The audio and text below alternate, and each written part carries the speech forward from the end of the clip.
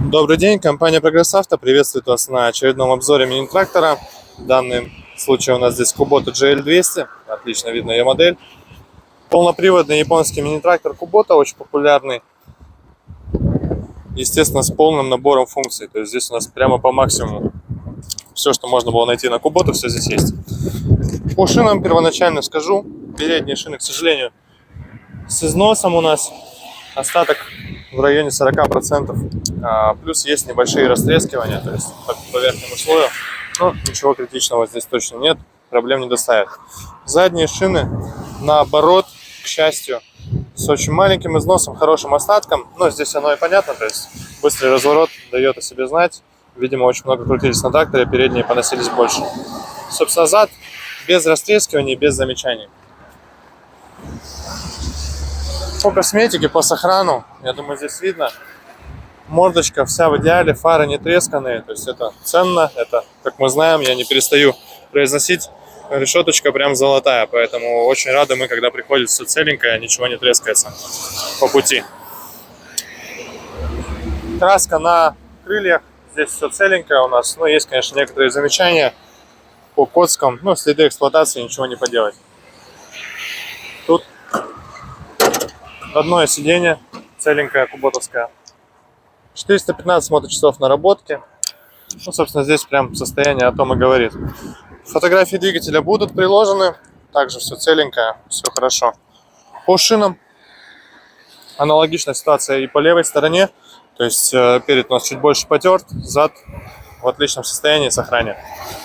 Что еще есть? По функциям давайте подойдем. По правой стороне все так же цело, все хорошо, никаких вообще претензий нет. Но есть, конечно, некоторые следы эксплуатации, я думаю, их видно будет на видео хорошо. То есть коцки как бы присутствуют, но это для трактора точно мелочь. Фреза то же самое, то есть краска здесь все целенькая, родная, но есть некоторые огрехи. По функционалу начнем с навески, то есть у нас здесь трехточка, естественно.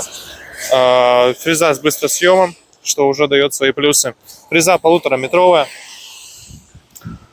Ножи. Видно, к сожалению, что есть на них износ хороший, то есть остаток в районе 50%. Но поработают еще с удовольствием, я думаю, они у вас. Если кто-то приобретет данный трактор, то точно не пожалеет. По части кабины и ее оснащения. Импровизированный. Контроллер. Громкие машины у нас рядом проезжают. Контроллер по навесному устройству. Соответственно, здесь у нас составляются все автоматические гидрорегулировки. Есть, естественно, пульт принудительной регулировки, автозаглубление и регулировка высоты просто фрезы. Что еще есть? Блокировка заднего моста, быстрый разворот. Все помощники здесь присутствуют. У нас автотормоз.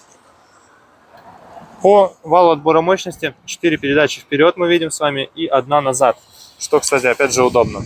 В данном тракторе также присутствует реверс, что можно увидеть. Все это дело функционирует отлично, без каких-либо претензий. Естественно, регулируется рулевая колоночка, то есть все это здесь есть. По раздатке. 4 передачи у нас на раздатке, 4 положения плюс 4 передачи на основной коробке переключения передач. Соответственно, имеем 16 передач вперед, 16 передач назад. Давайте на трактор залезем. Хочется уточнить про плоский пол, то есть здесь прям максимально удобно. Повторюсь, про наработку 415 часов. Давайте запускать. Видим, что все лампы у нас исправны. Ну, свечи теплые, поэтому, в принципе, на улице тепло. Греть их не нужно, он запускается и так прекрасно. Запуск, я думаю, видели. То есть у нас здесь быстрый разворот сейчас включен. Все автоматические выравнивалки также включены.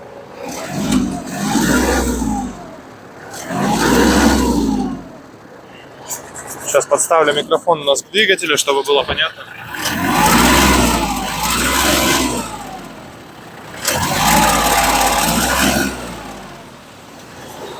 Было понятно, как работает двигатель, что все у нас ровненько, целенько и никаких вопросов. Гидроусилитель руля одной рукой крутится, без проблем.